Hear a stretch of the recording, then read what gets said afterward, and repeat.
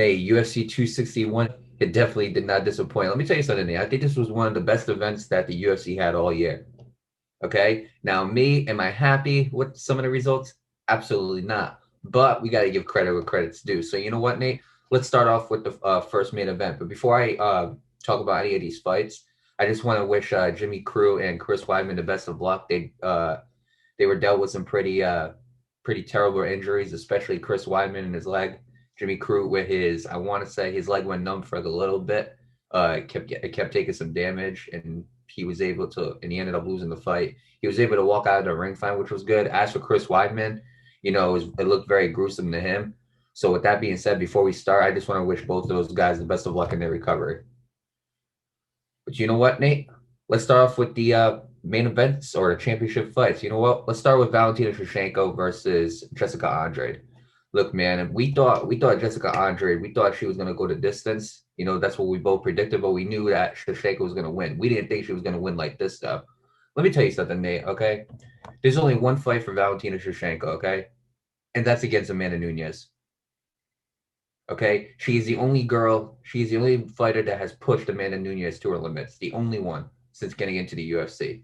And I think it's only right for that fight to actually start happening. But you know what, Nate? Let me read some of the stats of that fight.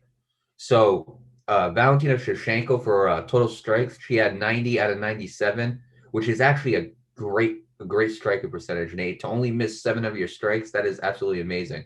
Compared to Jessica Andre's 47 out of 55, which again is a pretty good percentage, Nate. Again, I think both those girls, I mean, they absolutely fought very, very well. But let me tell you something. Let me tell you the difference, okay? This is what separates Valentina from the rest. Valentina, Nate, okay, had 7 takedowns in 2 rounds. Let me tell you something, man. That is unbelievable to me. The fact that you could take somebody down 7 times in 2 rounds is absolutely ridiculous. I've heard about like 4 times in a fight. I've heard about maybe 5 or 6 times in a fight. She had 5 takedowns, Nate, in the first round. Let's just think about that real quick. And then got her into a very deep submission, which, you know what, I got to give Jessica Andrade credit because Jessica Andrade was able to escape. But then let me tell you how genius and how let me tell you how much of a genius Valentina is. She literally, the girl's arm, she took it, right? Literally kind of trapped her arm and then just started throwing elbows on her on the ground. And there was nothing Andre could do. Why? Because her arm was trapped. If you look at the fight, she has her on the ground. She took her down, I think. She took her down, I think, the 7th time, and she had her on the ground. And I believe Andre still had her arm open. So instead of putting the arm in a submission, like like forcing like maybe the tap or whatever, instead what she does is she traps her arm so that Andre can't defend herself, and then she just starts throwing elbows down. And so what else is Andre supposed to do? She can't defend herself because her arm is trapped. That is Valentina Shevchenko's fighting IQ compared to all the rest. It's her and Amanda Nunes, and then the rest aren't even close. Why? Because they have dominated their divisions. It's as simple as that. And since that first fight, I think Valentina has gotten better. I think Amanda Nunes has gotten better, and I think that is the fight to make.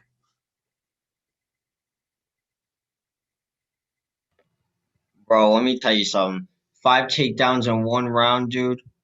Whew! This girl's on fire, bro. This girl's on fire. Let me tell you something, Mario, okay? If she does not fight Amanda Nunes, I don't know what I'm gonna do. I'm gonna scream. I wanna see that fight. I really do. I wanna see that fight. I wanna see that fight. That Valentina really showed off her true dominance in this fight right here. And like you said, we all thought she was gonna go a distance, but she said, nah, nah, we ain't going no damn distance. I'm taking her out right here, right now, and that's that. And she did just that. You know what? I got to give her credit. Same thing with Jessica Andre. I got to give her credit. She gave it everything, but unfortunately, it just wasn't enough to win the fight. But yeah, you're absolutely right, Mario. With that being said, best of luck to Valentina Shevchenko moving forward, and I really want to see her fight Amanda Nunes. I really want to see her, the two baddest women in the world, go at it. I want to see it, Mario.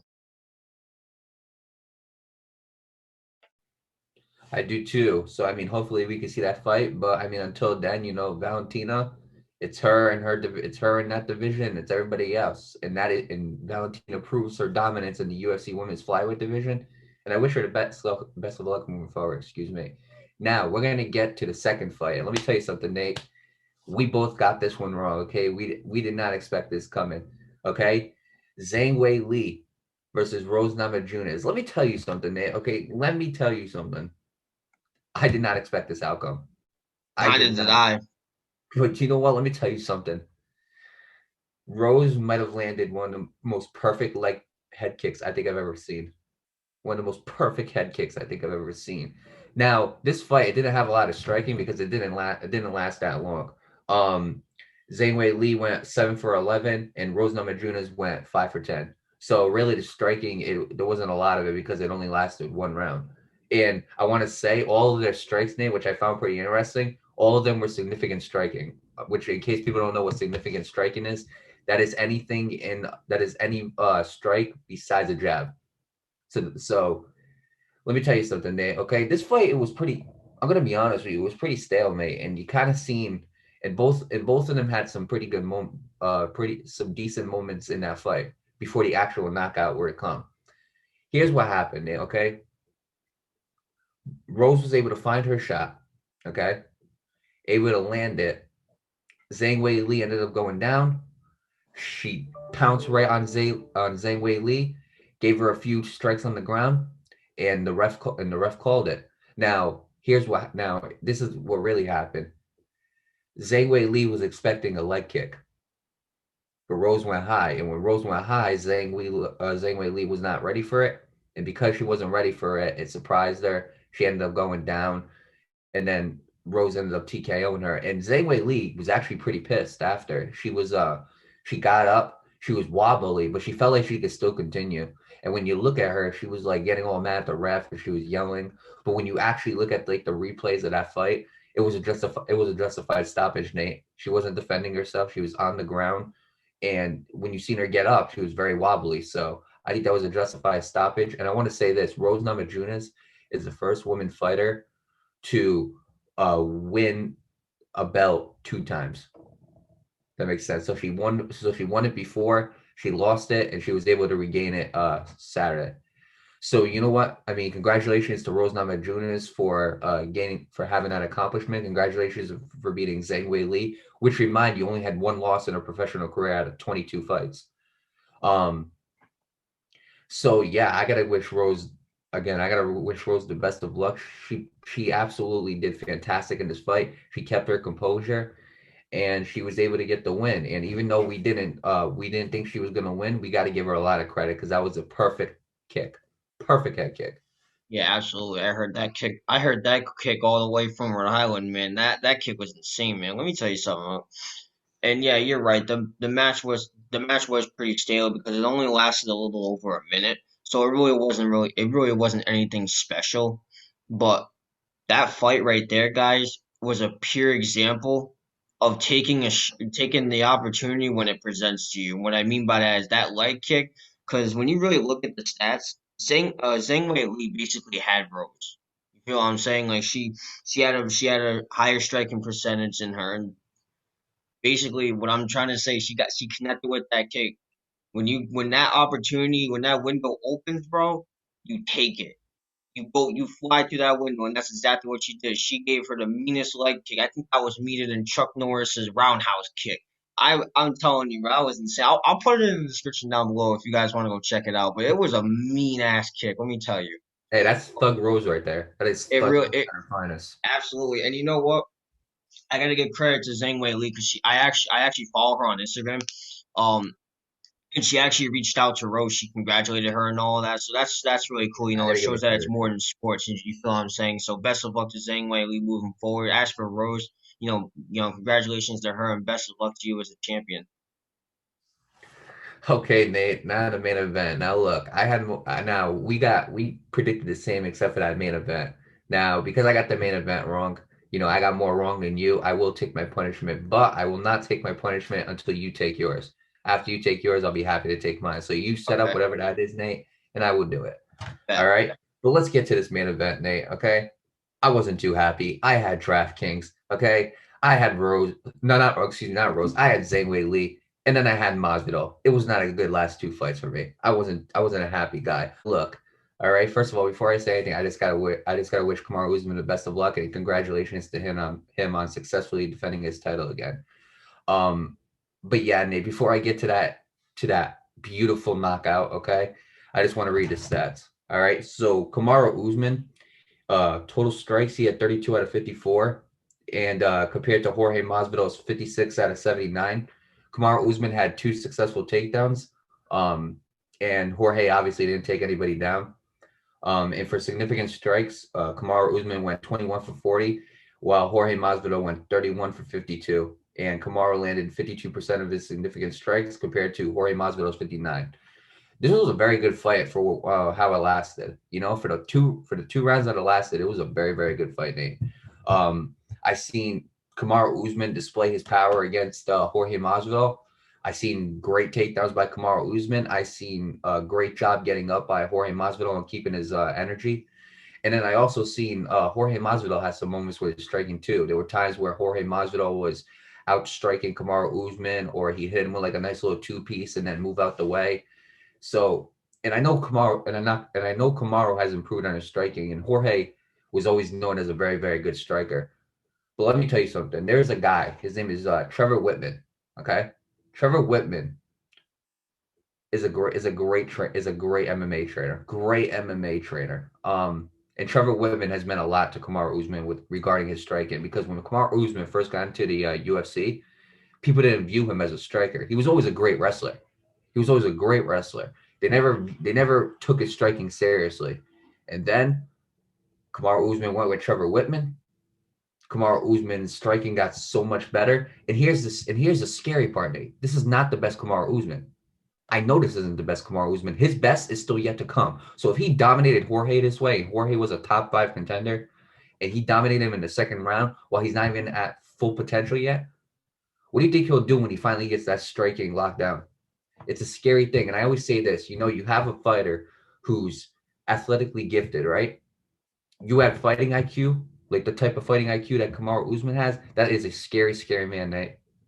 And the fact that you add the fact that his potential hasn't even been fully reached yet, that is a very, very scary man. Very scary. If in the welterweight division better be put on notice. They better be paying attention, especially his next opponent, Kobe Covington. Has been official that is the fight to make, which I think that is a great fight to make. But to be honest with you, Nate, after looking at that Jorge fight, I don't think there is a guy in the UFC welterweight division that could beat Kamaru Usman. If there is, Kobe, I think, is the last one to do it. And if Kobe can't do it, I can't see anybody else doing it. But you know what? Even against Kobe, I still have Kamaru winning. It's this Kamaru Usman, his work ethic, his mentality, his fighting IQ, his athleticism. It's all the perfect bundle that you want in a fighter. And I'll say this, Nate. Okay, there's Amanda Nunes. All right, and this is what I truly believe. There's Amanda Nunes. Okay, and then there's Kamaru Usman. If you want to add Valentina to this list, fine. I truly believe that Amanda Nunes and Kamaru Usman, maybe Valentina, are the only 3 champions right now that cannot be beat. Simple as that. Now, the reason why I say it depends on Valentina is because Valentina and Nunes still have to fight. But Nunes and Valentina have both proven that they can beat the top contenders. Kamaru Usman has proven that as well. And not only that, not only has he beat the top contenders, he's going in a cycle to beat them in rematches too. He beat Jorge the first time. He was like, you know what? Just to shut him up, I'm going to beat him a second time. And then what happened? He knocked him out with one of the most prettiest punches I think I have ever seen. Beautiful. That right there, for people who say Kamaru Usman is not a striker, that is a strike that I think only the true strikers in the MMA can hit. Because that is a perfect shot, Nate. The way he set it up too was absolutely beautiful. And let me tell you something. I was scared for Jorge at one point, but you know what? Jorge got up.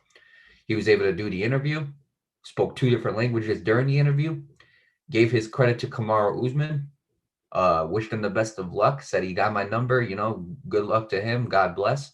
And I gotta respect Jorge Masvidal for that. He could have left the octagon. He could have decided not to do an interview, but you know what? Jorge Masvidal decided to get back up. He took his L. He took it like a real man should, and I gotta give him a lot of respect to that. So you know what? With that being said, I do wish Jorge Masvidal the best of luck. As for Kamaru Usman, You know what?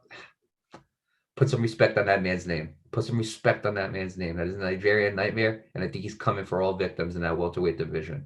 But I truly believe that him and Amanda Nunes are the only two fighters in the UFC that I really truly think are unbeatable. Obviously, I would have put Khabib on that list, but Khabib is retired, so he's not there. But with that being said, best of luck to Kamaru Usman against Kobe Covington, and again, congratulations on a dominant win. They call him the Nigerian Nightmare for a reason, Mario. They most certainly do. And you know what? That's a homie right there. I love this guy, Kamaru Usman. I love watching this guy fight. I gotta agree with I you, like Mario. him. That was the I do. I like Kamaru, but Jorge is just my favorite fight. I had to ride with him, mate. I yeah, no, couldn't go no, against. that deserves a lot of respect. Hey, look though. I'll also put that in the description down below if you want to go check out that clean, or I'll put the highlights of all three fights in the description down below if you want to go check them out. Um, but that was one of the cleanest shots I think I've ever seen. Probably the cleanest shot Perfect. I've ever seen. And that's just another example, dude. Because if you really look at the stats, in a lot of ways, Jorge had his number. In some ways, he had more than just his number. And you know what? Just like how Rhodes connected with that one window of opportunity, so did Kamaru. He got him in that one moment and said, "Wow, you're out of here. You ain't no damn champion. You ain't no damn champion. That's all me." That's what he did. And you know what? Respect. It's what you do as a fighter. Once that open shot is open, you take it, no matter what happens. You feel what I'm saying? Like, you never know what's gonna happen. It's just what you do as a fighter. But you know what, Mario, Nigerian Nightmare gonna retain the title, and he did. Hey, look, I'm still look. Congratulations to Kamaru Usman. Cleanest shot I think I've ever seen. That is cleaner than I think the Habib punch on Connor. Yeah, it definitely was. Connor took that really good. But let me tell you something. Jorge was talking about baptisms. That's a true one right there. Yeah. And I love Jorge. I do. And you know what? I think Jorge knows it. And I like what he said. He was talking to his kids because the kids were, I think, weren't there. But he says to my son and daughter who are watching at home, Daddy's fine. Don't worry. I'm coming home. It's just a little mosquito bite. I like that. I like that. Yeah, it shows I that he gotta took give, that like a champ. but you know what? I gotta give Jorge the Yeah, utmost respect. definitely. Took his loss like a man. Didn't give no excuses. Didn't complain. You really can't make excuses. I get it when you get knocked out like that, but he could have left the octagon. He could have just walked out to the back and not say anything. But he did his interview. He did it in two different languages too, because I think he did it in English and Spanish. So I gotta give him a lot of credit for that after being knocked out as well. But you know what? I don't know what's left for Jorge Masvidal in his journey. I really don't. I say maybe have one more fight, maybe a rematch against Nate Diaz, and then retire. That would be what I would want. I would like to see out of Jorge Masvidal right there. But you know what? Kamaru Usman, man, he just getting started. That Yeah, man he just getting is. started.